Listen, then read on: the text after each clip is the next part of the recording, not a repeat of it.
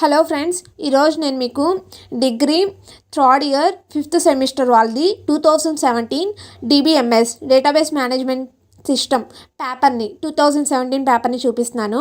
So ఈ paper మీకు చాలా యూస్ఫుల్ అవుతుంది, ఎందుకంటే ఇది ప్రీవియస్ వచ్చిన పేపర్ కాబట్టి మీకు చాలా యూస్ఫుల్ అవుతుంది అండ్ క్వశ్చన్స్ కూడా మీకు ఇంపార్టెంట్గా యూజ్ అవుతాయి. సో ఈ క్వశ్చన్స్ మాత్రం పక్కాగా ప్రిపేర్ అవ్వండి, ఎందుకంటే ప్రీవియస్ పేపర్స్ కాబట్టి. ఓకేనా, మీకు అర్థమైనట్టుంది. సో ఇవి ఎంత ఇంపార్టెంటో అనేది. ఓకే, సో క్వశ్చన్స్ అయితే మీరు చూసుకోండి. సో ఇది మొత్తం మనకి 15 మార్క్స్కి ఒక్కొక్క క్వశ్చన్ ఉంటుంది. మీరు 8 క్వశ్చన్స్ అయితే ఇస్తారు మీకు. దాంట్లో మీరు 5 క్వశ్చన్స్ రాస్తే సరిపోతుంది. సో ఈ 5 క్వశ్చన్స్ అండ్ నెక్స్ట్ పేజ్లో మీకు 3 క్వశ్చన్స్ ఇచ్చాను. ఇది 6th, 7th, 8th. సో మీకైతే క్లియర్గా కనిపిస్తున్నాయి కదా. ఓకే, ఈ క్వశ్చన్ పేపర్ ఏమన్నా 2018 పేపర్.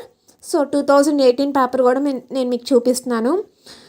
సో ఇది కూడా చూసుకోండి. అండ్ ఇవి కూడా ఇంపార్టెంట్ క్వశ్చన్స్. నేను ఆల్రెడీ మీకు ఇంపార్టెంట్ క్వశ్చన్స్ అని చెప్పాను కదా.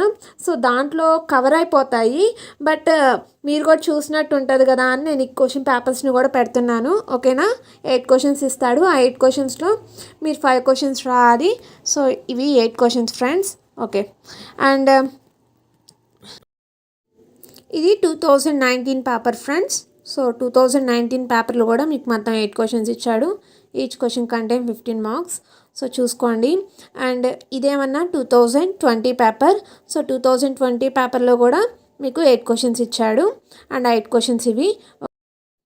మీకు ఇంకా ఏమైనా డౌట్స్ ఉంటే నాకు కామెంట్ సెక్షన్లో కామెంట్ పెట్టండి ఫ్రెండ్స్. మీకు ఖచ్చితంగా మీ డౌట్స్ నేను క్లియర్ చేస్తాను. ఇంకా ఏదైనా టాపిక్ ఏమైనా కావాలన్నా నాకు కామెంట్ సెక్షన్లో కామెంట్ పెట్టండి. And please like, share, subscribe my channel. Thank you for watching.